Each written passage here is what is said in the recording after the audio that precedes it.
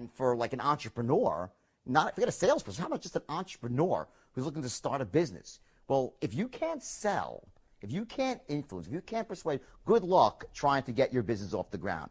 I'm not talking about just your customers. I'm talking about the bankers, the people with venture capitalists, your vendors, your credit card processor, the people who work for you. How do you get people to work for you excited? How do you get them excited? How do you get them to want to buy into your vision? At the highest level, what sales really is the transference of emotion. And the emotion you're transferring is this emotion of certainty. That someone feels certain, yeah, it's a good thing, it's going to help me, it's going to fill my need. When you're an entrepreneur and you're trying to start a business and you're recruiting people, well, you're selling people on your vision for the future, your vision for this company. If you can't do that, good luck trying to get great people to work for you.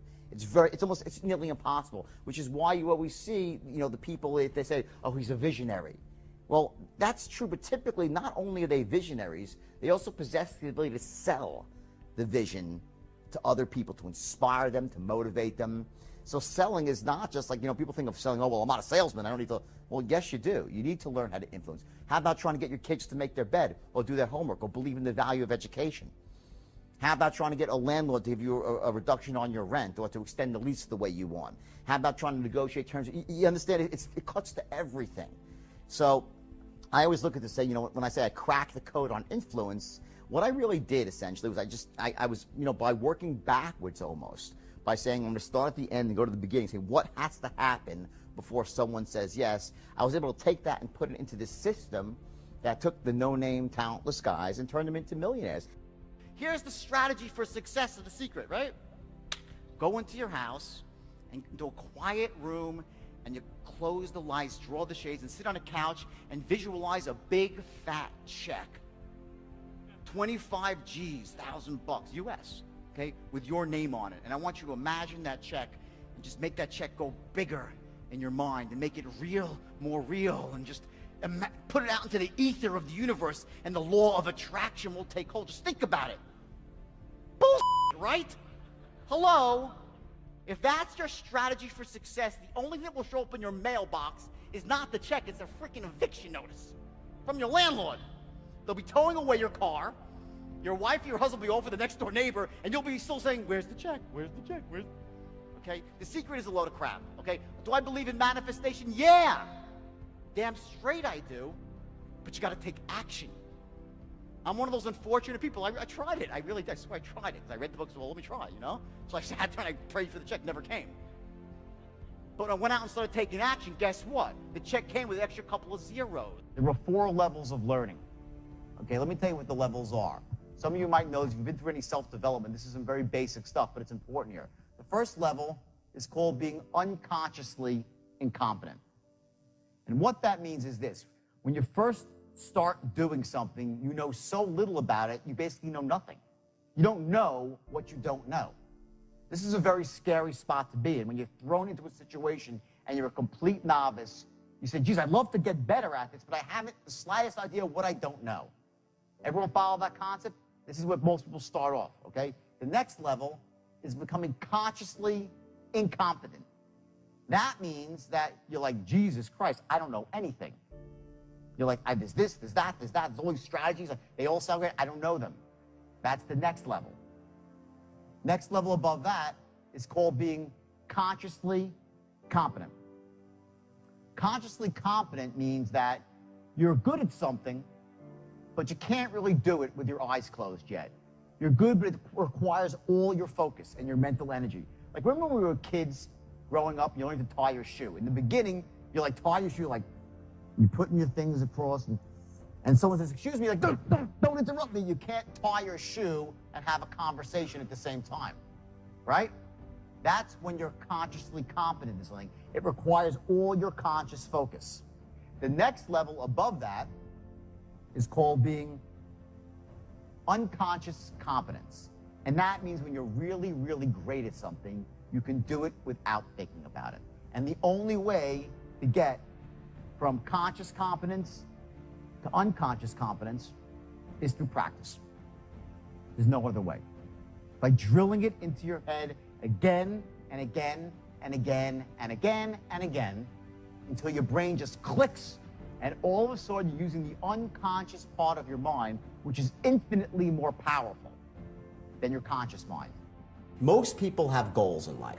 And we've been brought up to think you got to be goal-oriented. That's the first mistake.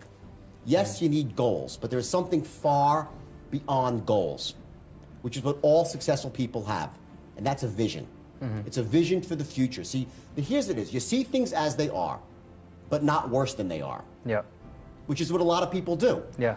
They say, oh, it's so terrible. They tell themselves this wild story about why they can't take action. And in truth, the story they tell themselves is exactly what holds them back from being successful. Agreed. It's that bullshit story that stops them from acting. And they're, oh, there's so much, the economy, and they play the blame game, they complain, they justify, and it stops them from moving forward. So see things as they are, not worse than they are. Yep. And then see them better than they are.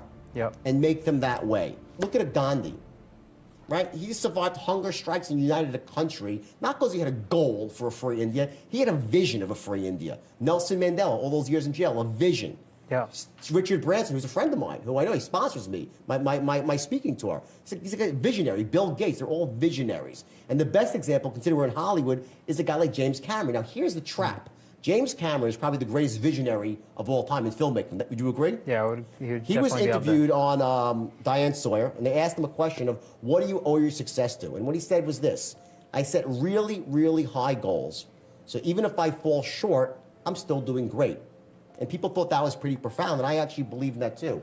It's not true though. See, what's happening is this: James Cameron is not a goal setter, he's a visionary. He just doesn't realize because he's running unconscious strategy himself. If I said to James Cameron, was it really just the goals, or do you have a vision for Avatar? He'd say, oh, of course I will. And he'd get all excited and he'd tell you how nothing was going to stop him from making this movie. The fact that it took 10 years and ran $200 million over budget and he put money in himself, that's not what goal setters do. Goal setters will set a goal, it gets tough, and they abandon it.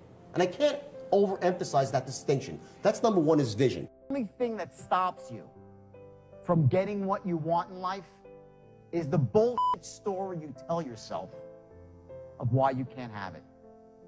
You get that? What stops you back is the story, because the story stops you from getting honest. And if you can't get honest with yourself, there's no way you can go. Imagine like this: success in sales and life, it's like a roadmap, right? You know where you want to go, and you have this perfect strategy, the straight line to get there. It's a perfect strategy. It's going to get you there every single time. But if you don't know your starting point, if you're not getting honest with where you actually are, it doesn't matter how powerful the strategy is, and it doesn't matter how powerful your goal is. I'm going to ask you to set a goal today, right? A 60-day goal. And let's say you really set this goal, and I'll show you how to do it in a brilliant way. So it's visceral. So it makes you really feel it. You see it, you sense it, you smell the goal. That's step one. I'm going to teach you the straight line, which is your strategy to get to your goal. But if you're not honest with where you are right now, your starting point, the map is worthless. There's three things that you need to know: where you are, where you want to go, and how you're going to get there. Those are the three things you must have to take advantage of any opportunity. I'm going to give you the strategy. I'm going to ask you to tell me exactly where you want to go for yourself. You got to get honest. Don't blame the boss. Don't blame the leads. Don't blame your job. Don't blame the industry you're in. Just get honest. If you don't like your industry, find another one. The reason that most people are not successful or not wealthy is not because they set their goals too high and miss them. It's because they set them too low and hit them. Get that? It's not because you set your goals too high and miss. You set your goals too low and you hit them. And you get caught up in the average daily struggle of averagism and mediocrity. That's what kills people. Everybody raise your hand for a second, please. Raise your hand. Now raise it as high as you can. I'm going to crouch so I can see, okay? Now just raise it a bit higher, everyone. Higher? Why the hell did that happen? I say raise it as high as you can, and everyone says, okay, then a little bit higher. Okay, well, if you really mean it, right? You get it? It's that extra inch. That's where you want to set your goal. Not pie in the sky and out of control like it's never going to happen, because that's a load of crap too. People that set those sort of goals, they abandon those goals. And we'll get to that later. But the idea here is you want to set the goals just above your comfort zone. So now think about it for a second. Think about your goals right now. How do you set them? Are you setting them very low and hitting them? that's the case, then give yourself a 10. Are you setting goals that don't inspire you? Some people set goals that might be high, but they're crappy goals. They're not the sort of goals that make you jump out of bed in the morning, make you want to go to work for yourself, to secure the future, not just for you, but for your family. So you don't have to compromise or acquiesce to anybody unless you love them, unless you want to. That's freedom. You know, money's just a mechanism to get there. Also, to really take a longer term view. Not just, to look 3 months from now, but look 3 years from now, and the future's going to come whether you like it or not. So you want to kind of be one step ahead. It's a mind game then? Well, I think it's psychology. And everything, again, most of life comes down to psychology, doesn't it? It starts here, in the internal world. Before you can master the external world, you have to master your own internal world. That's the true secret to success. And here's the irony, is that most people don't have a compelling vision for their own future. They don't. They move through life setting goals.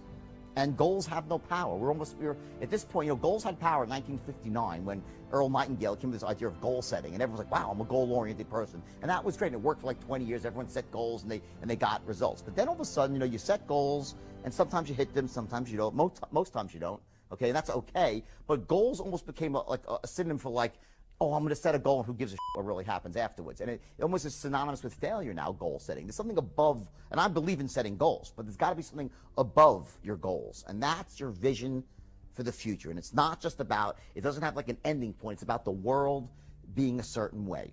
And that's inspiring to you. When you truly have a vision for your future that inspires you, you're going to jump up out of bed in the morning and feel great about going at life versus being miserable and going to a job you hate or living a life that doesn't empower you and just, every day moving through just almost like an automaton, not really, having the zest and the greatness of life. And I'm guilty. I've been there myself when I felt like I didn't really have a compelling vision for my own future, and I felt like I was wallowing. But at least I'm conscious of that. Once you become conscious of that, you can consciously create a vision for your future. It doesn't happen in 1 minute or an hour. You write it down, you work on it when you finally hit on it. You know how you know you got it? When you read it back to yourself, your vision statement, and it moves you and you feel inspired. Okay? And so few people have that, and what happens is every human being is thirsty for a vision. Everyone is. And so few people have one. So what do? They gravitate towards someone who has a vision for the future because they want to be a part of a vision. Part of being a great entrepreneur is having that vision, being able to create the vision, and then sell that vision to other people, to get them to want to be inspired, to buy into it, to put in their time, their hard work, their elbow grease, to help you achieve your vision. If you're a smart entrepreneur, then you spread the wealth around, and it's a win-win for everybody. My son's 14. He's fabulous. And we're having this conversation about when he plays in sports or when he does something about, do you go full out or do you not? And I see sometimes in him that when he's out on the field or doing something, he doesn't play full out, and he'll have an excuse. Like my leg hurts, or my arm hurts, or something happened, the coach was unfair, whatever, the referee was unfair. And what happens with people is we tend to go out into the world and we look for those sort of excuses about why things aren't the way we want them. And when you do that, you lose all your power in life. When you start focusing on the external, on the excuses, you lose your power. Here's the way people really think. I will tell you, I can go out onto stage and bomb. You go out there and you just bomb, right? And people will respect you for going out there and trying your hardest. It's not how you actually perform that earns you the respect of your peers. It's the fact that you went out and actually did it. That's the difference. So if you're out there right now and you're a new salesperson or you're struggling as a salesperson, there's no embarrassment in the struggle. There's just not. The embarrassment is in quitting.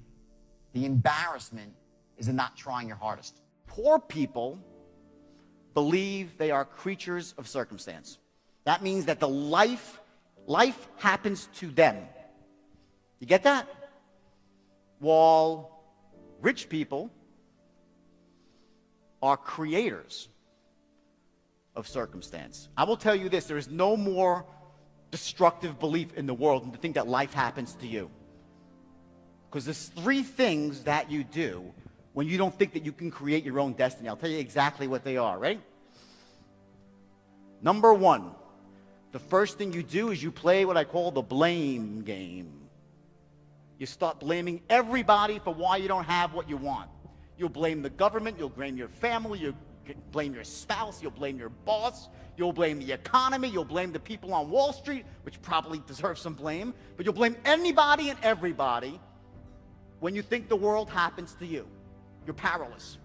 The second thing you do is you justify.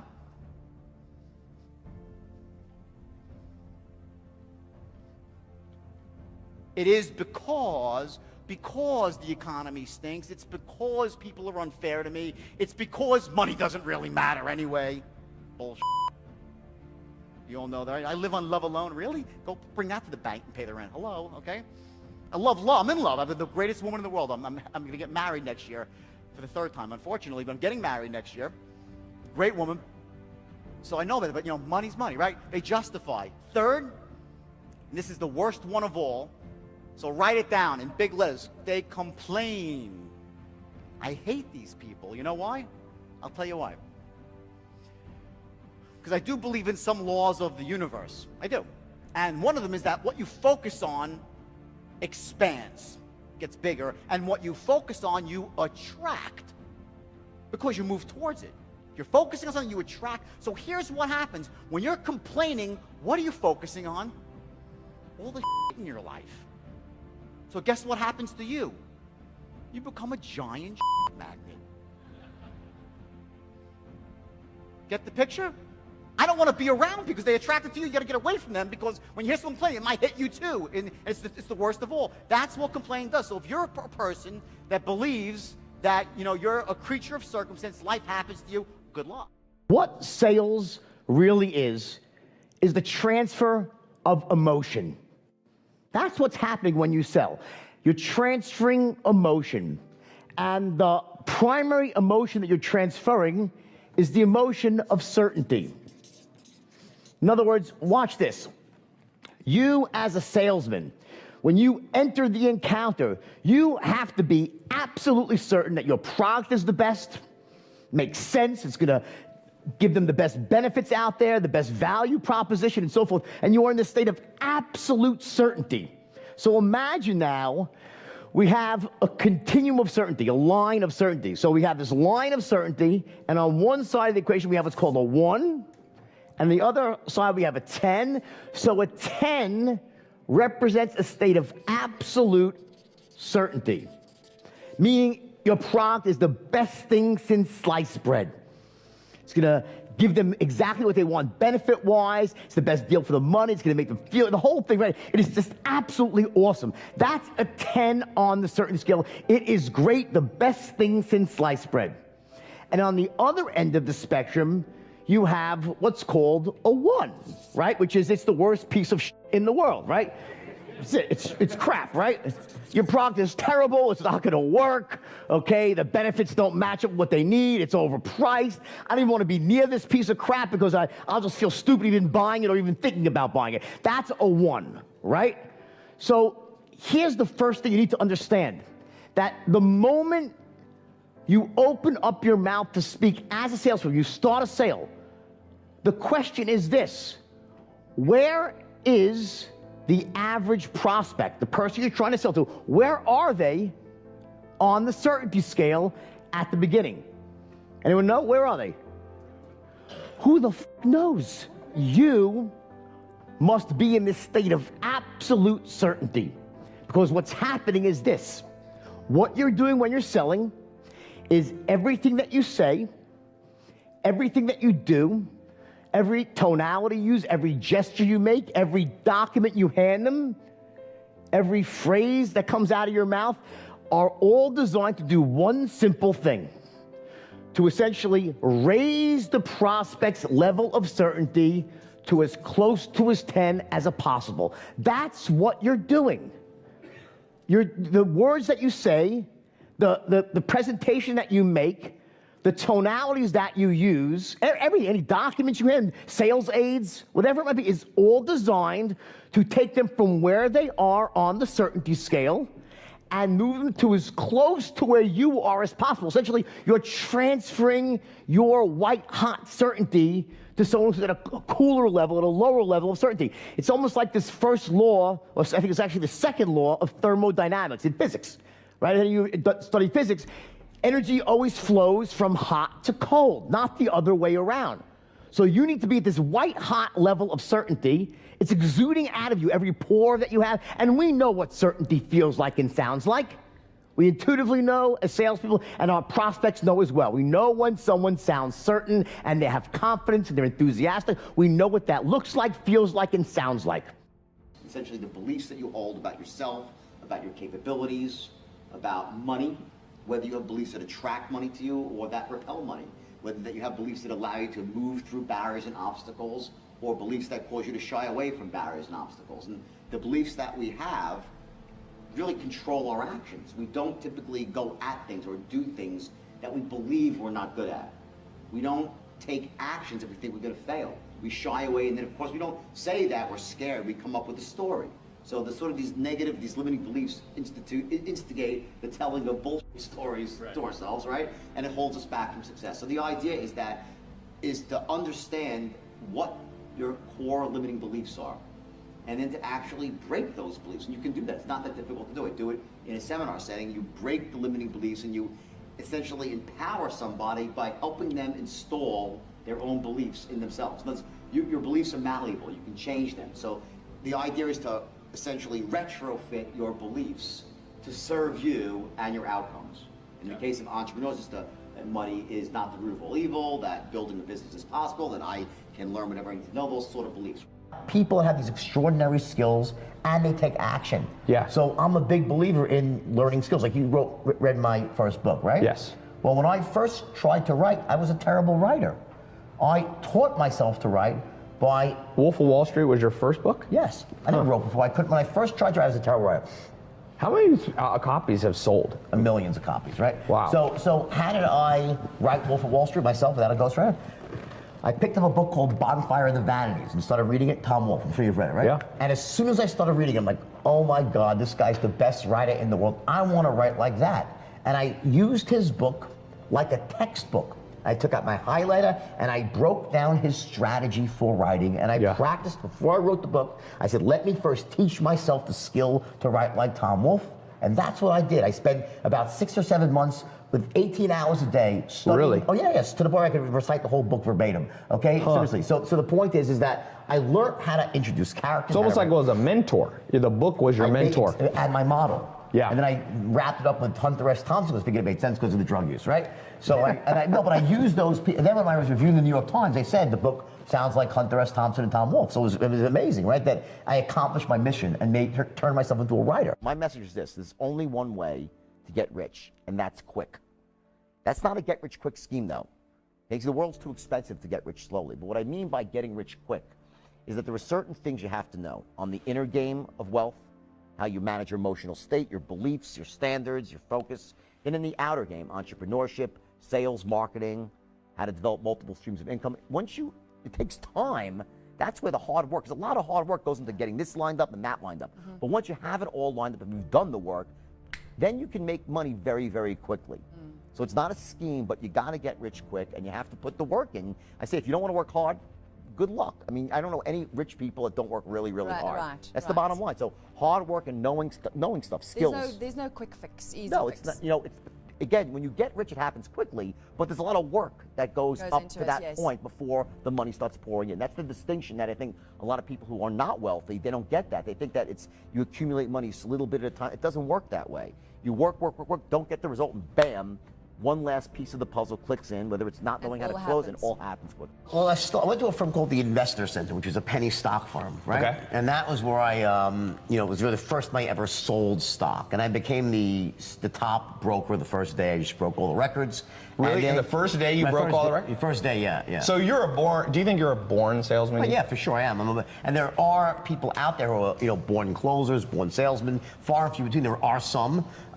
When that really means, though, what does it mean to be a born salesman? What it means is that you're actually running a strategy automatically inside. You're doing it. You're still following a script, but it comes natural. Automatically. But you don't realize it, but you are following a certain protocol that gets you to the same outcome every time. So that's really what a born closer is. So For those people watching that are entrepreneurs, want to learn sales, what did you do in that first day that you basically became a top salesman? Like, we're going to talk more about your whole sales straight line formula, but first day you didn't have time to implement a whole script. What do you do that most people don't do? Is it your tonality? That's one of the things, body language, tonality, taking people through features, not just features, but benefits. Like, what do you think you did that first day? Well, in fact, one of the interesting things you said, you didn't have time to put together a script. In fact, I did. Oh, you did? Oh, yeah. On day one? I took 3 hours to write one. See, I would never, this is something interesting thing happened many years later, this is relevant, is that when I was tested by some psychologists about my ability to close, they put me through a whole battery of these weird tests, and one of them was a mock sale where I had to close someone in an investment type of situation that was being filmed. Was it like sell me this pen kind of thing? It was, they handed me some information on the dairy industry, and I had to then convince someone to open up an account at a firm to manage the money for the dairy industry, right? Okay. So they handed me about 10, 12 pages of information, right? And they said, take as much time as you want and, to study this, and let's see you close this guy, right? So I start reading it, I'm reading, right? I start writing down my thoughts. About 30 minutes later, they knock on the door. I'm like, yeah. I said, do you need more time? I said, yeah, just give me another 30 minutes. I said, okay, no problem. 30 minutes goes by, they come back. I said, just give me another 20 minutes. They said, no problem. Take 20 more minutes. I said, give me 15 more minutes, right? Anyway, after about 2 hours, I said, I'm ready. And I had wrote myself a really, not an exact script, but pretty close to a really killer script with sort of, how I would actually engineer the sale from start to finish. You were selling penny stocks. No, this I'm talking now is recent, many years later. Recent, okay. But I want to tell you this because it's relevant. Now, this is like, I think 2010 that this happened, right? With psychologists being filmed. Oh, okay, this is the later later And they called in test, some guy who was an actor, and he was supposed to be the CEO of a dairy company, and I was supposed to close him. So we go through this whole thing, I introduce myself, and we go through this back and forth, and they're filming the whole thing. And after about 15 minutes, the guy he's like, okay, fine, I'll open up an account, and he starts laughing his ass off. So I'm like, what's so funny? Psychologists come in, they say, we told him under no circumstances should he say yes. Yep. Yet within 15 minutes, he said yes. I don't get it. I said, well, when I got the guy into a situation, did it make sense to say no? He said, well, here's the weird thing. We've tested 100 other people in sales, and no one ever spent more than 5 minutes reading the material. Huh. You spend 2 hours. So preparation, it's some simple fundamentals. Strategic, part of the straight line is about strategic preparation, meaning that listen, my overriding concept is every sale's the same, right? Yes. And that would seem to be counterintuitive. Yes. Because everyone has different needs, different belief systems, right? Different outcomes, But the truth is that every sale is the same. Yes. And I'll explain that a little bit later on in the interview. But it starts with your ability to essentially make an airtight case to someone on both a logical and an emotional level, right? Yeah. About, essentially why you're right to want them to do whatever you want them to do. Why does it make sense, right? Yes. And it's got to be an airtight case, and then you have to be able to also accomplish other things as well. So there's 2 ways to go about that. One is to wing it, which you might be able to do if you're really great, or you can write it down, plan it out. I mean, the second one is where you really start to bring your averages up tremendously. So when I was 12 years old, I was shoveling driveways after snowstorms in New York. Make $20 a driveway after a big snowstorm. I hit it big for the first time when I was 16, selling ices on the beach, blanket to blanket to blanket. Wow. And that's how it started. And after that, I was hiring people to come work. I had 12-year-old kids selling puka shell necklaces for me. My mother was buttering bagels in the morning, and that was really the way I always was moving towards life, looking At for 16. I was just always wanted to make money.